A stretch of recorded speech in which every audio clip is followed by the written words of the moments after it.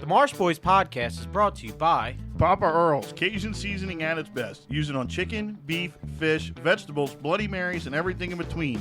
Check out their fish fry for that perfect golden crispiness and that great Cajun flavor. and Top Down Decoys, the most affordable silhouette decoy on the market. Their horizontal and vertical styles are both a perfect fit for adding numbers to your snow, speck, and Canada spread. You can check out all of our great sponsors through the link in any of our social media bios. Thank you, and we hope you enjoyed today's episode. Hey, take it!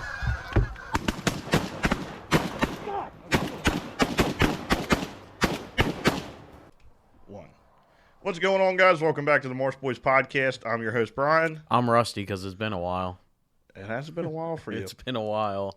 And today we are joined by Roman White of White Goose Lanyards. How you doing today, Roman? How are you guys? I'm doing great. Good. Yeah, we're Ready to doing get all on right. and talk. Yeah.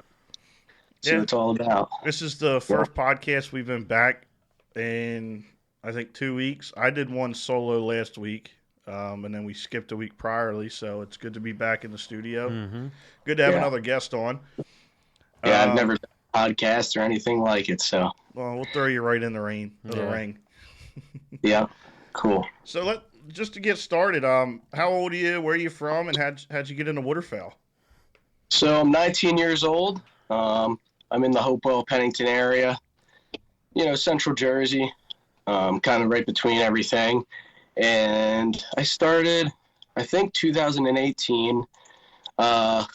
Fortunate enough to be surrounded by my cousins, and they're all into, hunting, more deer hunting than they are waterfowl. Mm-hmm. But so I started off deer hunting around 12. Me and my brother got our license, and from there, we usually have like an annual Thanksgiving goose hunt here at our farm. We have 100 acres, so we've had the tradition of going out every year and doing just like family and friends type of get together. My cousins are a little older, 30s range, but so they've always had me out with them, and so about 2018, so probably 6-7 years now, whatever it comes out to be. It's how long I've been waterfowl hunting, and within the past couple of years, I've really started to do it on my own and push away the deer hunting. I enjoy deer hunting more into waterfowl, but yeah, so 6 to 7 years, and just cousins, family got me into it. What ignited that spark getting into waterfowl over deer hunting? Because I know deer hunting's really, really big, especially up there. Like, was it your cousins or? Like I said, my cousins actually were on all TV shows, like Mm-hmm. Blitz TV. I don't know if you know Yep. Trent Cole. Yep, he hunts a lot So- down where we're at. Yep. So both of my cousins filmed for Trent, and so they did a lot of deer hunting. And then, kind of when my cousin got me into deer hunting, he was retiring, if you want to put it that way, but getting out of the filming aspect Mm-hmm. and just doing his own hunting.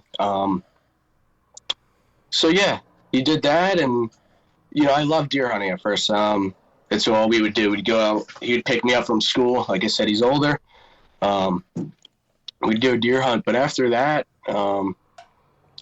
after the first couple of goose hunts, it's just it's something just about the birds working in, being able to call at them. Plus another thing is I have ADHD. I can't sit in a deer stand looking You at and me both. I as much as I love to do it, getting out in a blind with a bunch of buddies and, just it's a whole nother level of fun. And, even if you don't kill something or, you're still having a good time in the blind. It's not like you sat there freezing, but, deers have their ups, a lot of adrenaline if you get a big one or, Mm-hmm. So it's all time and place. Like I'll do a little bit of deer hunting early season before everything kicks off with the waterfowl. So, but I got you. yeah, Now, just how long did it take for you to start buying decoys, for you to start buying, nicer waterfowl clothes, just diving into the whole? Yeah, all you guys had sick on when we came up there. I Well, felt like a broke okay. bitch. so the Sika, my cousin, they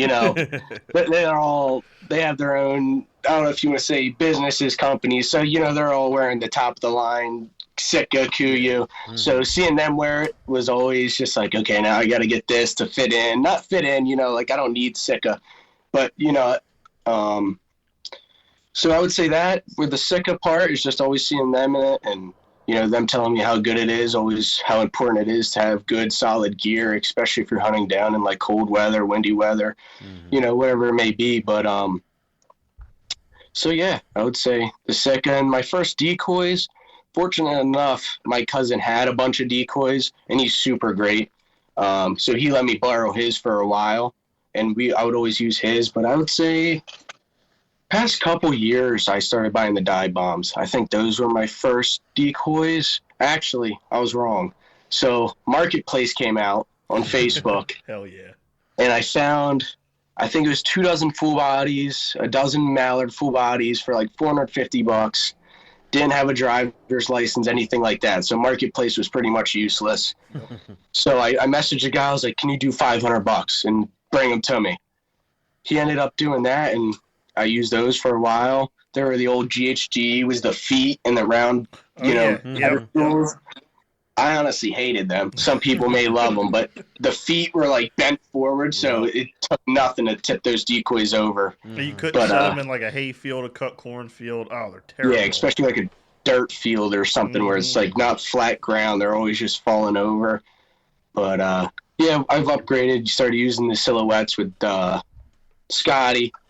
He used them a lot, so I think I chipped in 5 dozen, and I have my own 5 dozen. So, and I just built. I think I'm at 15 dozen now for the honker spreads. I gotta say, that hunt we came up and did with you guys, that was the first time I had to use mallets to put stakes into the ground. It was so hard. Yeah, that was not fun. We got spoiled the couple weeks prior because it had like rain on a Friday right before it. And you could just put them right in. And but the mallets beat them up, man. Yeah. I hate using the mallets on them decoys, especially. We were actually running new decoys that day too when you guys came up, so it was a little heart wrenching beating them into the ground with a mallet. Which ones were the new ones? The plastic. The dive bomb. So the dive bomb heads. Oh, the head. Okay. And the headless. Well, our buddy Andrew chipped in with those. Scotty's had his for a while, but Andrew, I think, bought 25 dozen, socks and some silhouettes. But the silhouettes go in fairly easy, but the socks are a pain. Yeah. I will say the dive bomb, the headless socks with a rubber mallet work perfectly. All the ones that had like something solid on top were nice. The ones that didn't, they were not going in. That's why we took my 5 dozen back to the truck. Them silo socks suck to put in. I think I beat a couple of years in, or at least attempted to. The headless, like you said, went in amazing because they had that little like knob on the top. Mm-hmm. The heads were tricky because you obviously don't want to beat the head down. Turn the head and cock them down, and then fool with them to get back up afterwards. Yeah, it's a lot of work, but unfortunately, it didn't pay off when you guys came up that morning. But it's still a blast getting out with new people, and it's fun. I've never known you. I've known of you, but saw your pages and everything like that through. I think I actually met you or found you through Lance. That's how we first kind of ran across each other. No communication, but as far as Instagram pages, and I think we've been Facebook friends for a while too. Yeah. So I did a little bit of hunting with Lance, but yeah. So I heard you got a few that afternoon that we left. Also, real quick, just to preface this, we're talking about snow geese. It was the snow geese hunt. Yes. Oh, yeah. On a few weeks ago. How did that actually go? Because I only got like a couple little smidgens of information. What happened that afternoon? So after you guys left, we went and got lunch. And I think as we were pulling out, the viewers or whatever might not know, but we had all the geese kind of bouncing through the fields, kind of far, but we could obviously see where they were landing. Mm-hmm. Well, around lunchtime, they decided to get up from where they were, and we were kind of hunting next to a horse farm, I believe it was, and they decided to sit down right in the field across the street. So after they got there, we kind of knew that, we're right in their home. They've been hitting that field every afternoon pretty much, and we actually picked off a bird coming back from lunch. I guess he landed in our spread, and we had no clue, actually. We actually hanging out? Yeah, hanging out, and Scotty, I don't know if you saw him, had those other socks, but they had the real thin little silver metal stakes. Mm-hmm. But as the day went by, the ground obviously thawed up, so we were able to get them in. So we're putting more out, and then all of a sudden, this thing came popping out of the spread, and so we picked him off, and then as the day went by, they were just filtering between the horse farm, jumping back and forth the field entirely. And we knew it's just a matter of time before they were going to come over.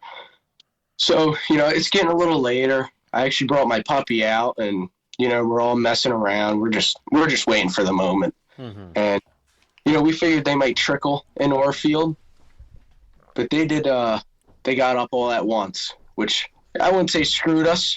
Mm-hmm. But, when snow geese go up at once, they're kind of either landing in your field or they're making up their mind and just taking off. Mm-hmm. So we pulled a few little groups off, and we picked away out of them. And older birds or younger birds? So I think that's the first hunt this year we actually shot an adult bird. I think we ended up with 2 adult birds and some juvies. But, the adult bird's been smart this year. I wouldn't say we have – where we were hunting at, we don't have, a crazy amount of numbers, but I would say the numbers we do have, there's a lot of adult birds compared to the juvie birds. So just trying to fool the adult birds. Mm-hmm. But Now, have you been into snow goose hunting or just kind of by association? So I've hunted with Scotty, and he got me into it this year. So this is my first year. Okay. Scotty's always been amazing, but this was my first year doing any type of snow goose hunting. So luckily, Scotty's just a great tool to have in the field because he's been around it. He's 100% done everything. Yeah. So having him out there is just, it's great having somebody that knows, because you could obviously buy the decoys and go sit in a field, but you'll have no clue what you're doing. Which is exactly what we're doing. Mm-hmm. This is the first year we've kind of hunted them hard. And, I mean, we've had a little bit of luck. And last year we had a little bit of luck, too. And it's something that takes time to figure these birds out. Yeah. Yeah. And they're not, we could shoot honkers all day long, Yep. And then we get on these snow geese, and it's just a different story. They'll fly right over you with no hesitation. We're still running 1,500 decoys, and it's like they don't care, They know where they want to be. So. Oh, you're passing it over to me. Yeah, go ahead. I don't know. I've noticed that they're really picky. I've still yet to shoot one, I think. I don't think I've ever shot. No, because we had we talked about this before. So what happened was when Ryan got into hunting and we started Mars Boys, he didn't have a hunting license, never took his hunting test. So we scheduled his hunting test. Well, that fell for February, whatever of that year. It was just after conservation season started. It was around, it was probably around now. And he was hunting off his apprentice license. So his apprentice license had ended December 31st. He was on his second apprentice license. And he was like, well, I'll just come and I'll just hang out. I'll run the camera, do whatever. And then, you can go with me to my hunting test and then we'll come back and hunt more. So we show up. We set all the decoys the night prior. We shoot I think we shot 5 or 6 birds first thing in the morning. And then me and Ryan leave. We get Ryan's hunting license, purchase his hunting license, come back to the field, and within 10 minutes, 10 minutes, he shoots his first snow goose. There you go. Yeah. Yeah, this was my first year doing it. So, I mean, I've been around the waterfowl, like I said, but snow geese, you always knew you had to buy a lot of decoys. It's something you can't go in there with just you. But luckily this year we got a good group of guys who all equally want it as bad. So we've all chipped in with the decoys now, and I think I bought 20 dozen this year alone with me and my buddy Tyler, and then Scotty, Andrew, they've had them, or they bought them this year. So well, let me ask you this: did you get dive bomb decoys? I did not. So Facebook Marketplace again. Oh, there you go. I found a pretty good deal. I think it's right around 15 dozen GHG socks and some bulk. I mean, they're very similar to the dive bomb. They had they're headless, and it came with a flyer too. So just a little more, and I wouldn't say it's up there in quality with them, with the dive bombs, but very similar. Oh, I have GHG socks, and I have no quarries with them. I started buying the GHGs, so when I do run with other people, most people have dive bomb or bulk, so I can set my GHGs, and we know which ones are which. Makes it easier cleaning up. Yeah. But I asked that because dive bombs have one hell of a sale. It's like 10 dozen for $325. It's like almost $150 off right now. If I can't look at it or otherwise, I would be. It's tabbed on my phone, and it's like every day I got to click off of it. I'm like, Tell them about your Alibaba special you found. Oh yeah. I haven't tried it yet, but I don't know if you've ever heard of Alibaba. I think I see it. It's like a Temu type thing. It's like a Temu before Temu. It's like a wholesale. No, it's not really Temu or Amazon. It's like wholesale. It's the same thing. It still takes a month to get to you. Oh yeah, it all comes from China, Japan, India, whatever. You got to buy like 2,000 of them. Yep. The cheapest one I found was like you can buy full body snow goose decoys at $225 a piece, but you got to buy a minimum of 500. Yeah. So you're getting 500 decoys for like $1,200. Yeah. At least what's nice about that is snow geese are white, so it's not like if they come in, they don't have to be like super realistic. As long as they're white, you put them in the spread, you know. Well, they even have like the AVNX forms and the GHGs and all that. Yeah, I see them all. It comes up on my TikTok, Facebook feed, or like you order this amount, you get that, you know. Or I go on like the Sicka pages where people like are like, is this real? Like, is this worth buying? It's like bibs, but you have to buy like 5 pairs of bibs for like $1,000 to get. But yeah. But now I'm getting more into the snow goose. Me personally, I think I've ran around 20 dozen decoys between full body socks and solid socks.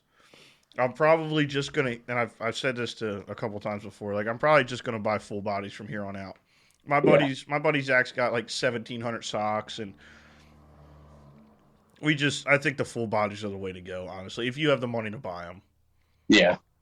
Yeah, that's what for honkers at least next year I'm gonna sell off some of my dive bombs to get into the full body honkers. It's getting to the point where everybody has the silos, and these geese are later in the season. 1, you can't get them in the ground. 2, by late in the season, they know what a silhouette is. They get right above you, and there's nothing they can get out a lot easier. Yeah. And especially if you're with a group of guys, there's always somebody in the group that has silhouettes. So if you ever need them, somebody always has them. So to be the one person in the group to have 6-7 dozen full body honkers helps out a lot more than 5 other people having 20 dozen silhouettes, you know? Yep. And I didn't get into silhouettes, really till we got sponsored by Top Down, you know. I like them a lot better than Dive Bomb, honestly. But I think we run 2 dozen top downs, 2 dozen of the actual top downs, the horizontal ones ones on the ground, yeah. And then I run 9 or 9.5 dozen full bodies. You know, I've always been one like I'm not gonna hunt over a straight silhouette spread, and that's just I don't know if that's because I see it differently than most, but that's just me personally. Don't get me wrong, I've shot them over silhouettes, sure, get out quick. But man, it's another game late season. I mean, you can't beat a full body. And having bases, you could put them anywhere, anytime, no matter if the ground's frozen. And you don't need the top of the line full bodies. You know, if somebody's just getting into it, like I said, marketplace. Marketplace will be your best friend to find cheap decoys. And there's always if you look hard enough, especially, you'll find some good deals of, you know, older hunters getting out of it, and they're just trying to get a couple bucks for their decoys. So. Oh shoot! I mean, I think I might have half of the stuff we own is from. No, not even half. I think the blinds and stuff I bought new. I want to say I may have only bought 14 brand new full bodies. The rest of my 9.5 dozen is from Marketplace. You get some good deals too. Yeah, I almost feel bad buying new full bodies because they're so expensive these days. You know, you don't want to beat on them. You don't want to throw them around. Don't want to shoot. If you find them on Marketplace, you know, they're usually already pretty beat up, or you don't feel as bad throwing them around in the field. So you could. And my trailer set up like the front 3/4 of my trailer is just for the full bodies. There's no racks. You just toss them in. And I always feel so bad tossing like my brand new Final Approaches in there. And then I got like some old, I got some old Bigfoot that just gets chucked. Yeah. Yeah. Yeah, that's what's nice about the marketplace is you can find good deals. You know, I mean, as good as AVNX look, or you know, your Dakota full bodies, or you know, whatever you're gonna hunt with, whatever the top of the line may be, is at the end of the day, if you're getting started and you're just doing it for fun, you could get with the cheaper decoy and kill just as many birds, you know. And that's what's great about the dive bomb is, you know, a kid getting into it, or, you know, not even a kid, just an adult that always deer hunted can go out, buy 10 dozen dive bombs for $600-700, and they're set, you know. Yeah. They can get their foot in the door. Yeah. And not only buying decoys, finding a group of guys is more important than buying and spending all your own money on decoys. Finding a group of guys, like I said, that equally wants it as bad and doesn't mind spending the money, getting out there, buying other decoys to chip in, blinds, stuff like that. It's always just, you know, a relief getting into the field knowing you have the right equipment. Yeah. And just, yeah. So we had that hunt with you. Now, what about the rest of your season? How did your season go? What are some of the cool things you got on? What are some of the things you're never going to forget from this season? Okay, so this is the first year I hate black ducks. Everybody's saying that. Why is everybody saying that? Hold on. Did you say the first year you hate or ate? Hate. Like with an H? Because this is the first year. So being 19, I recently, past couple years, just got my driver's license. So now I'm able to get out and scout, find all new pieces. Mm-hmm. And all we used to shoot was the mallards. You know, we have a farm pond, and we never really had a lot of duck spots. Mm-hmm. So we would always shoot the mallards and, you know, your occasional woody here and there. But being able to scout these last couple of years, we got on some, you know, pieces of water that just, it's like you wish you got the mallards back. Because, you know, black ducks, one, you get to shoot two. Yeah. And in the morning, I know there's gonna be some hardcore hunters that may say otherwise, but you can't tell what that duck is till it gets on the water. Yeah. Especially at that first light when your ducks are really starting to trickle in. Yeah. They all make the same sound, the quack, the little feed chuckle. So it's kind of hard to pick your birds. So, but it is what it is. They are pretty ducks. It just gets to the point where I think we shot like a 6-man this year and had multiple hunts like that. And they were so abundant because we had that cold weather going into like timber creeks or finding little timber ponds. The black ducks were just filling in there. What are you grabbing that for? Brian might be a little bit offended, but that's his favorite duck. The black duck. Yeah. Black duck is my favorite duck. Hey, I don't hate them. They decoy beautiful. It's just, I love hunting new birds. Getting on my hand. Yeah. New birds is always something special to me. And getting a boat this year, that really, even just shooting mergansers, as dumb as this may sound, shooting something other than a black duck was like, holy crap, like, this is awesome. Like, you never know what you're going to shoot out on the boat or, you know, so don't really go a lot. Like, you could scout one spot all year and it's going to be relative to the same ducks or, you know, early season woodies, and you'll have your mallards that come in November, December. But yeah, this year the black ducks were everywhere. Well, it's like so on your point of like shooting new birds, I agree 100%. You know, last year I couldn't, up until like January, I couldn't shoot enough buffleheads. I thought it was the greatest thing since sliced bread was shooting them little buggers. And then, you know, come this year, I really wanted to kill one just because I embraced the suck. I embraced shooting the trash ducks. I got one mounted up here. I love shooting buffleheads. I have a hooded merganser mounted downstairs. I thought it was the coolest thing ever. It's a bufflehead on top of a hooded merganser. Yeah. Did you try eating a merganser? I did not. Good on you. Good. Don't do it. So a funny story real quick about this. And I know we've told it on the podcast 20 times. Not the first time we took Ryan out, but probably one of the better first times we took Ryan out hunting.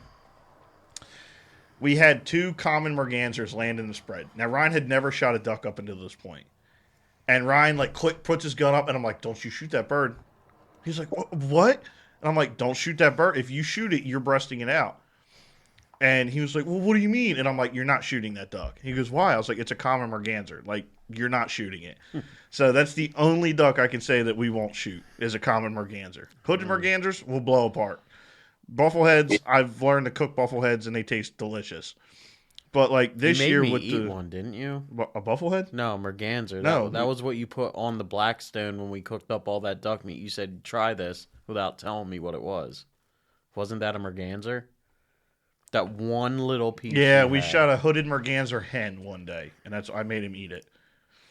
Yeah, like just growing up on ponds and places where you're really only getting pond ducks like mallards, your occasional woodies.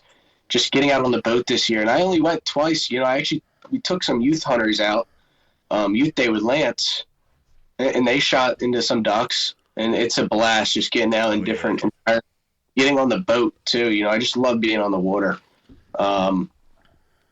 And we were shooting, I think it was like the last week of season, just mergansers everywhere. And we were just having a blast just into them, We shot some hoodeds, ringnecks, stuff like that, but just getting into different. Ringnecks are really fun. See, I think they're beautiful, man. I would get, like if I really shoot a good one next year, I think I'd get one done. What's the most unique thing you've shot, like ever, duck wise? So I would say probably the rarest duck was actually up. Well, I've shot a widgeon, which I would say is probably, the rarest duck I've probably shot. We've shot the pintails, both out of my farm pond, which is amazing. That's awesome. It just touches the heart a little more. Yeah. To shoot them out of something that you might not have forever, but also it being your family pond, it was amazing. So, and we actually, of course they can't see it, but we have a double banded mallard. That's cool. Yeah, that's really cool. Had a reward band on it, but this bird was mounted or banded back in 2009, and I think I shot it 2-3 years ago. So I have the if I look back at the certificate, I could see how old he really was. But yeah, so from 2009 till I think it was 22, I shot it in, and that was a really good year. reward band. See, the bands were so wore off that I couldn't read it, and I was such a city to send it in to somebody. I was too worried somebody was going to either take it, or them doing the acid was going to either mess it up. So I didn't need the money that bad. Funny story with that bird, actually. I took it to one of my cousin's taxidermists, and it got butchered up pretty bad after I got it back. So it ain't the greatest mount, but I'm in better hands with a good taxidermist now that I can do. So I'm gonna have to redo it one of these days. But yeah, man. So I would say the widgeon and the pintail were probably the rarest duck, and probably my most special was the double band. I think reward bands, that might be one of the last ones. They really don't do it anymore, do they? Not one of the last. You don't hear about it. Every now and then you'll see a guy shoot one, but it's like a 15-year-old bird. Yeah, like I think they may still do it here and there, but I don't think they're doing it like they did back then, where they're $100 on a bird. Yeah. I mean, I've shot my fair share of bands, but this bird was definitely the most special. Not only being a double band, but out of the family pond that we hunted out of. So what is your main deal? Like, what if you had to pick one, goose hunting or duck hunting? Which one would you pick? Duck hunting? It wouldn't even. Don't get me wrong. Hunting with Scotty's amazing, or just even doing it alone. Having a good group of guys to get out and goose hunt. But you can't beat ducks dumping in on you, heart racing, just right there at that sunrise, just on the water. It's just another level of adrenaline that kicks in. The geese are fun, but it's like you shoot the same looking goose over and over.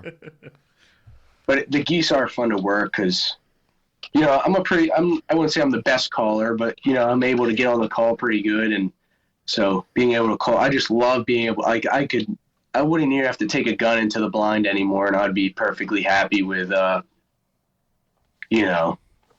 just getting my calls and calling in the geese rather than shooting them at this point. It's just a blast. I love turkeys just because just takes another level that the calling aspect. I'm assuming. Just being able to call at them and work birds in is truly something different. you know? Mm-hmm. So let's talk about this. Let's get into another aspect because you dove into this new aspect of in the hunting, whatever I'm trying to say. You ended up getting a dog this year, correct? Yeah. Is this your first season hunting over your own dog?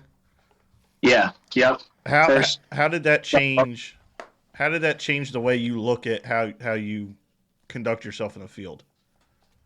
It's another level, you know. It's just you want to see that dog do what it's bred to do. It's like as a kid, we've had hunters that had dogs, and it just you won't understand unless you have your own dog. Yep, you know, seeing that your own bird, and it's another like just a pat on the back training that dog. I've never sent my dog off to a trainer. Mm-hmm. So being able to see my own dog that I trained by myself, you know, just watching YouTube videos, it's so accomplishing just to take that dog that far and do what it's bred to do, you know. No, I agree 100%. That's the same way I was with Goose. I trained him off of books, Buddy's Helps, and YouTube videos. Yeah, Freddie King I signed up for, and I don't know if you're, too familiar with him, but, well-known retriever, and he had just a retriever program, a lot of YouTube videos. And I have a chassis, so the training may have, been a little different compared to labs. Mm-hmm. They say a little more hard-headed. And I was going to ask you, is that true? See, with my male, totally. My male, the male that my family bought, so my dad's always had Chesapeakes, so that's why we got back into them as we got a little older. We had the Brittany Spaniels. But yeah, so we got the Chessies. I tried to train the male to get into waterfowl, be a gun dog, but man, he did not want to listen. My mom took him to a trainer just to be obedience training around the house. He's a great family dog. I mean, he won't let anybody in the house if you don't want him in the house, just one of those type of dogs, but just super friendly, But my female I bought this year, she's been great, super soft and sensitive. So working with an e-collar or check cord, she's been real reactive and able to listen, and super easy. She's doing amazing. Couldn't ask for a better first dog, I'd say, and super thankful for the opportunity at the dog I got, Now, did you water hunt your dog this year or just field hunt? So, yeah, the first ever hunts were in the water duck hunting. Okay. She's not the biggest Chesapeake. She's probably 55, 60 pounds area. So she ain't big. I mean, my male is twice the height as her. She's tiny. So the geese were a struggle for her to even pick up. My lab's only he's gained some weight since his last vet appointment, but last vet appointment he was 62 pounds. So the geese were funny, and he has not retrieved a duck yet. He's only retrieved geese, and it's funny. He loves it. He really loves it. He's winded every time he comes back. Yeah. No, I started off with the wood ducks, which was very lucky to do because obviously, they're smaller. Yeah. And, so I would actually take some birds home with me after a couple hunts sometimes and fetch with her, and then I finally took her out, and she did good. Like you said, it's another level getting your own dog out, shooting a dog. So, but yeah. Have you seen any of the instinct things? Like, I know we talked about this the last few podcasts, and like, for example, Goose knows if they keep coming in even after we shoot some, he'll put the geese in the blind. Have you seen any instinct things with your dog yet that you haven't trained? I wouldn't say haven't trained, but it's crazy. I mean, every dog knows that when you, especially gun dogs, I mean, her first hunt, she was shaking. She was worked up, worked up like crazy. And I was like, how does she even, nothing. And with my first dog, he was scared of the gunshots. So that was my biggest worry getting into this new dog is, I want to make sure I socialize this dog, get her around loud noises, do this, do that. And, when I would train her around the gunfire, she would chase the freaking wad before she chased up. Yep. Great. And, no, but she just does amazing, But the shaking, I would say, is one. And she'll look up at the geese, look up at the birds working. Now, did she pick that up pretty instantly? Seeing the birds. So she will. If we're hunting and we're calling at them, she'll look up at them, and she'll even do it when they're just flying over the house. Yeah, but yeah, it's funny watching Goose do that. She picked it up pretty quick. I actually have a pretty cool video of her in the snow over like her back with the goose, a single coming in, and it was just a cool video with the snow and how everything worked out. But Lance's dog is amazing with that. Have you seen Storm with a cripple? What happened? Have you seen Storm over a cripple goose? I have not, no. Oh my, I have the video. So I have some GoPro footage. You can't personally see it, but if you listen, so he came hunting with us the last day of regular goose season in Jersey, and the first goose we shot was a cripple. I sent my dog out. He sent his dog out. Now, my dog, he's a little more he loves cripples. He'll chase them. He'll grab them. Yeah. But he won't tackle them. He'll come up to a stop, and then he'll grab them. Or he'll grab them out of the air, one of the two. Storm, Lance's dog, you heard the thud that the impact made when because as soon as Lance let him go, he was like, oh, yeah, Storm hates cripples. And it was just, pow. Yeah. And I was like, damn. Storm was like a cool dog to hunt over. Yeah. He's like a crackhead when it comes to birds. Yeah, Lance is awesome. Storm is awesome. But that dog he's on go, like you in his place, you cannot Lance is like, don't say this word, he'll growl at you. Oh, what is it? Buddy. Don't call him Buddy. Call him Buddy. He's going off. Yeah. I'm like, okay. But no, Storm was awesome. But that dog I would be looking at the dog and you could just see his head tracking the bird. Like I'd be like, okay, where's this bird? And I'd look back, sure enough, here's a duck coming, right past us. Or Storm could pick up birds right in the air, no problem, which I thought was amazing. I was like, dude, that's awesome. Yeah, it took my dog probably well into his now second season to actually start tracking birds. He knew when we got on the calls, and then when we would hush, hush, hush, hush, and like his biggest thing that I thought was hilarious that he picked up on was gun safeties. If he heard us start clicking gun safeties off, he knew. He would get quiet, he'd start looking, and then he would pick up the birds. Mm-hmm. I saw a video, I don't know if it was years ago, but it was of a black lab in a layout blind. Oh, yeah, and he pops up. And he'd pop up, and he'd like, shoot him. Or, whatever it was. It was awesome. The dog would get down in the blind and, cover up by itself, I saw the video of Lance's dog actually dragging the jet sled, yeah. But, so, yeah. Your Chessie, did you get it from a breeder that had a bloodline of hunting dogs, or did you just get some random Chessie? So, I tried to get the same breeder for my male, just because he was an awesome dog, but it was also a family dog, so I didn't get to train him like I would train my dog, because, obviously my parents bought that dog. Mm-hmm. Going into the dog, paying for it all, this is my responsibilities, I can do as I want with this dog. So I tried to look into that breeder. They didn't have any litters at the time. So I found this one lady, Curly Oak Kennels. Yep. I'm so thankful I found her. She was amazing. But I went through her, and her female is great, and her male, they all did the shows. They all have titles. I don't know if you know Kylie Kurtz or Kylie Hertz. You might see her on Facebook, but she does Big Medicine Kennels. She does the breeding. So I had her, I think they call them sires, or, whatever the boy name is for sires. Breeder. So yeah, they bred with her, and I can't complain about my dog. She's been great. Size, she's tiny. I wish she was a little bigger, but other than that, what's her name? She's still young, isn't she? Yeah, she's a year and a couple months. Her name's Sadie. Sadie? She'll probably still get bigger then, right? About 2 years is when the growing's done. Fill out. I don't think she'll get much taller, but just from what I was reading online, fill out a little. Goose hit 92% growth rate at 14 months, I think. Mm-hmm. So I don't know what the probably depends on the breed. Well, that's what I was saying. I don't know what the comparison is from a lab to a Chessie, but I'm sure it's pretty close. Yeah, I can't even blame the dog. You know, I went into it wanting the smallest dog Yep. just 'cause I don't want a huge chassis like my man Yeah. in my boat.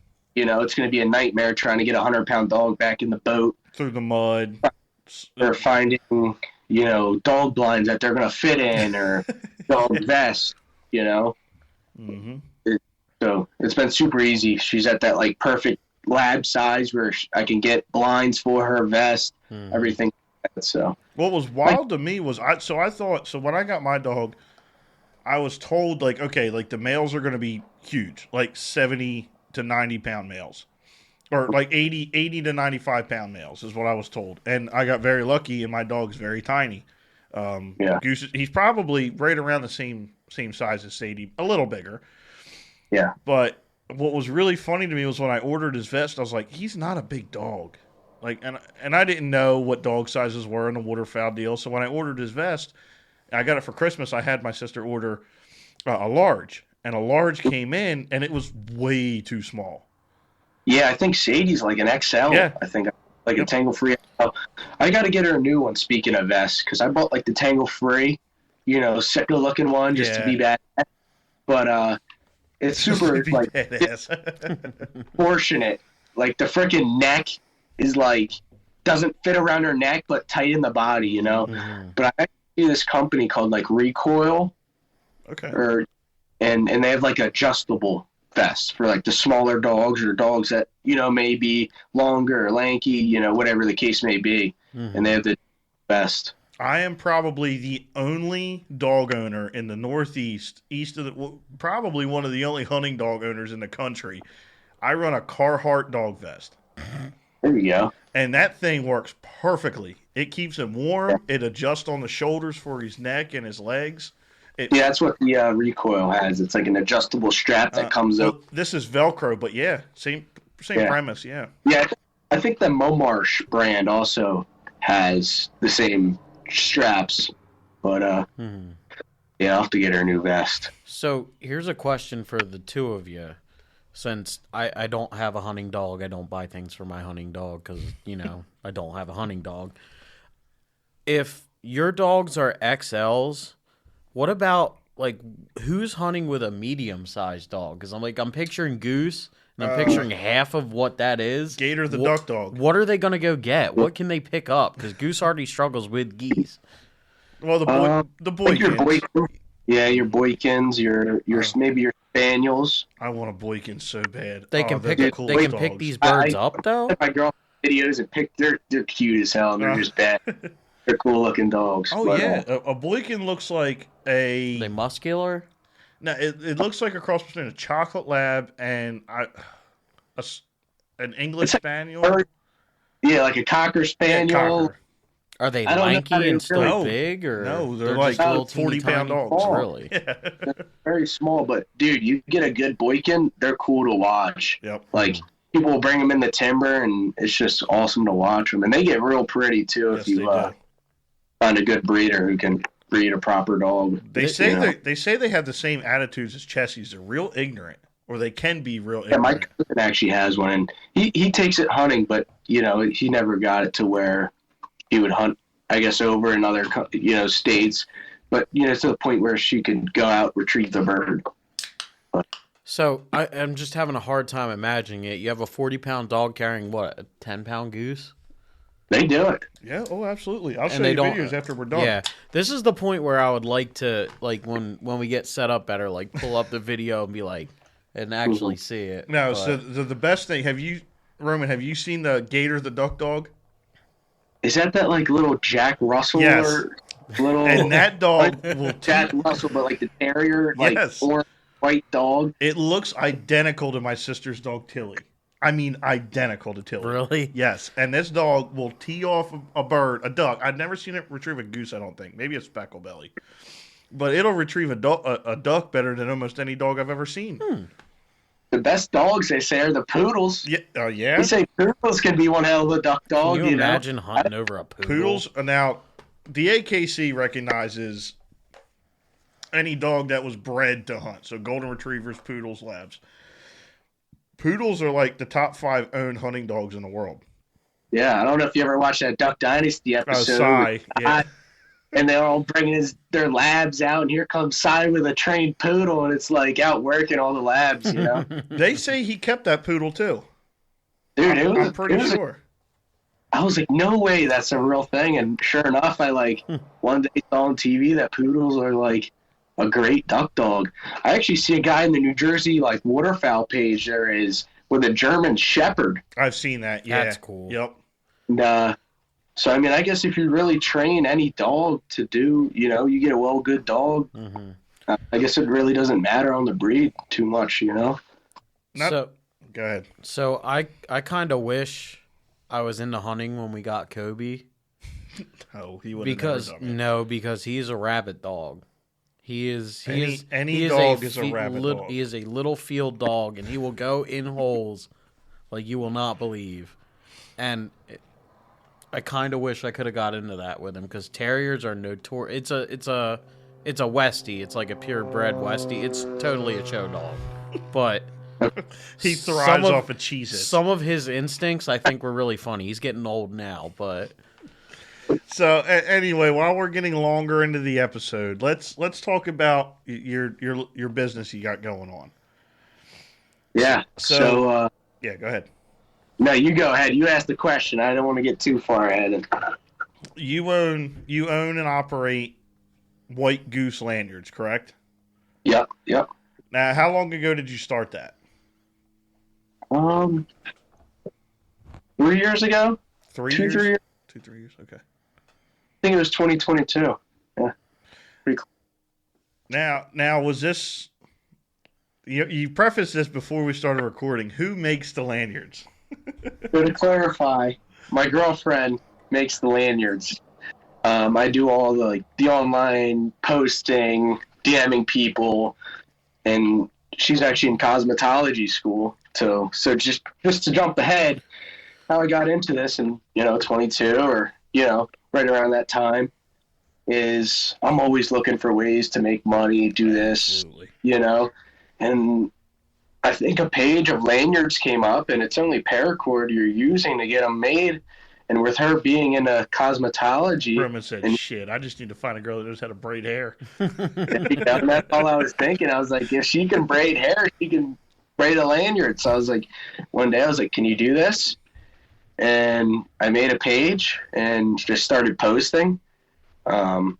We sold our fair share of lanyards, but as we kind of get older, out of all the time in the world with school, after school we can make them or do whatever. Now she's in cosmetology school and works after cosmetology classes, stuff like that. And I actually run a landscape business and fencing and stuff like that. So it's hard to get around to them now. So we're trying to not get out of the lanyards, but steer away from the custom lanyards because custom lanyards people order when they want. So having a stock of lanyards would be a lot easier on us, being able to make 5 lanyards, sell those 5, make another 5, or have different colors, as you would any other brand of clothes. yeah. So you're looking more for not really the wholesale, but the wholesale style, which is you're Yeah. not really taking custom orders, but hey, we have these available if you like them. I've seen Yeah. a lot of people doing that. Just a stock, custom orders, people want them this, that. But having a lanyard, we know that's, if they can see, we actually have a lanyard up here that we have to send to a customer, but we sell the crap out of these, rounded braid lanyards here. And Oh yeah, they're pretty slick. Mm-hmm. we'll actually, now that we're talking and actually, I'll send you guys some lanyards, totes, whatever. We'll get some made for you guys that you could wear for your calls, just on us. You guys can rep them around and Absolutely. yeah, so we'll talk after this, get that figured out. Yeah, just more on the stock side of where, if we got a stock, it's not the end of the world. We don't have to make 5 lanyards right then and there. We could kind of take a couple days to restock, but Yeah. So is White Goose Lanyards, you see something putting on pause for a little while, other than the stock stuff, or is this something that you would like to grow into, more of a business and actually doing something with it? more of a social media, to be honest. Okay. Just having a page so actually Maddie bought me a camera, which is my girlfriend. She got it for me for Christmas a couple years ago. I love going out there shooting pictures of the geese, the dogs. Yep. So I love doing that, and I just want to get more into that and, keep the lanyards as a part, having the name, of course, but being able to – I actually have a YouTube I post on there. I love making the YouTube videos, content, social media. Just it's really fun to do that, Now, when did you start the YouTube? I think it's probably been a year ago now. My buddy had a camera we used. It was just like one of those video cameras. So it took very good videos, not the best pictures, but we recorded on that for our first YouTube. I think we only have 2 videos, but I mean, for our first couple of videos, I feel like they're pretty solid. But Lance when we brought Lance out, he had all the right equipment. So he had the drones, which was cool. That was the coolest thing we've bought so far is the drone. Mm-hmm. You can do so much with it. Yeah. But, I love doing the social media, posting to everybody, reaching out to people, meeting new people. And that's exactly how we met Lance, which through him, we met you. That's how we met Scotty. It's how we met everybody. Pretty much everybody everybody we've had on the podcast, all but a few, was through social media, and I think it's a great way to branch out and to learn a lot too. Mm-hmm. Yeah, meeting new people is probably the best thing I could encourage new hunters. Is just don't be scared, don't act hard-headed. That's what's so nice about Scotty is I could get out in the field and he's not the type of person to be like, no, I'm not. I can't give away all my information. Like you could talk to Scotty and he'll tell you like how to do it, and it's just one of those people you listen to. Oh, you don't absolutely. He's a great tool to have and, a great friend to have, always looking out for you. He's never going to tell you no. Like, if you're putting a decoy wrong, he's never going to be the person to yell at you for putting the decoy wrong. So going into every hunt, all of our buddies always go to Scotty, be like, okay, Scotty, what are we doing? And Scotty never cares to express how we want to put the decoys or what to do, and it's just awesome having him there and having him as a friend. Always text, call, do whatever, if you need information or help. That's how I knew he was a cool guy, because we hit him up, and I hit him up on my personal Instagram first, like, hey, we'd love to have you on the podcast one of these days, and it was like, oh yeah, absolutely. I think it was like 4 months before we actually finalized a day. And every time he would hit me up or I would hit him up, it was always like I would hit him up and be like, hey, we got this date open. And he'd be like, yeah. Then something would pop up. Mm-hmm. And every single time we would talk to each other, it was like, he didn't think we were blowing him off. We didn't think he was blowing us off. It was just like times were aligning and he didn't care. And we had him on the podcast. And, I did tell you after that podcast, that was one of the funner ones we've had. Yeah, like guys like you, Scotty, our buddy Colby, like guys that, are into it like we are. Yeah, more like good, down home guys. It's always more people who are kind of going through the same thing. Exactly. You're on. Yeah. Yeah, and Scotty's always been humble, man. Like I remember as a kid, you kind of always knew of Scotty. Scotty's always been the person who knew what he was doing. He's always killing birds, and just within the past couple of years, able to connect with them. And that's how, honestly, like last year, me and him, with him starting up Turning Point, we both obviously have our own spots. We would bounce around from my spot to his spot. Having a group of guys like that, and especially a person like him, is just another level that adds to the waterfowl scene. And if you don't have a group of guys like that, it's just, you kind of need a good group of guys. Yeah. Yeah. That makes goose hunting, duck hunting, whatever you're into, so much better. It's just especially having a good group of guys. With not having, out west, you have land everywhere. You have public spots everywhere. Down here, as more you get to the coastal, you have public, but kind of where we are, it's all private property. And with him being around, we're able to, especially in our area, we kind of know everybody who wants every field or friends that have permission. So we're always able to get on fields that, holding birds, So Was that property we were on when we hunted together? Was that your property or your family's property? So that's actually Andrew's property. The one with Hardy, the yellow lab. So real quick, you know what's real? It's Andrew DePaulus, right? Andrew DePaulus, yeah. My last name's Paulus. The only difference is where his is an I, my last name has a U. Oh, there you go. I didn't even put the two together. Yeah, I think he either followed us or I followed him or something. I was like, that's weird. No, he's like I said, the whole group of Scotty's friends are all. Seemed like a great group of guys. Mm-hmm.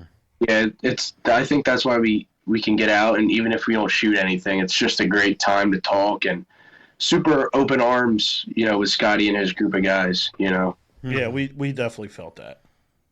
Yeah, so, but can't ask for a much better group that we kind of set up this year. I didn't do a lot of hunting with Scotty. I did a lot of duck hunting, and he's obviously, I would say he's bigger into the geese than I am. Don't get me wrong, I love getting out hunting geese. But if I get the opportunity to get after some good conditions of duck hunting where it's getting, into those teens and everything's starting to freeze and you're getting good push, I'm out there hunting ducks. So Yeah. Well, we're getting ready to wrap it up here, but let me ask you one more question. I wouldn't call you a new hunter. I'd say we probably have the same amount of experience. What is something you learned from this year, or maybe something that you wish you learned from this year that you want to expand on next year, maybe get better at, something you would like to change? just be open arms and listen. Don't act like you're the best hunter that there is. Always listen to other people's, and don't go into it like not listening, like having other people's opinions or what other people are saying, especially like Scotty or Andrew. They're like, okay, these geese, they don't like to pivot that much, so let's set off the pivot. Hunting other pivot fields, that's something you could, sorry if you can't hear me right now, the garage. But, yeah, just listening and meeting people, Don't open your friend group too big to where you're giving your spots away, but having a trustful group of friends who can relay, just information and, learn from people. Don't act too hard-headed on things just because you kill birds here and there, Yeah. Just listen and learn. Well, look, we really appreciate you having on, Roman, or we really appreciate having you on. I'm glad you could join us. Thank you. Go. We appreciate it. It went a lot smoother, and I was a little nervous. It may seem like I talk a lot, but if I don't know you or, I don't talk much. I'm very, not shy, but convos aren't really my thing if I don't really know you that well. But dude, it's like bullshitting in a barn. Yeah, that's why we did this. Not even to say one waterfowler to another, one outdoorsman to another. You can open up a lot of conversation. Yeah. It's at any point of this, I didn't feel awkward. For anybody listening, if they are listening, get off on here. Don't be nervous at all. It was a good time to talk, and you guys should really make this a bigger thing. Having the webcams and stuff, you could really. I think a lot of people will tune in and posting on Instagram Reels and stuff.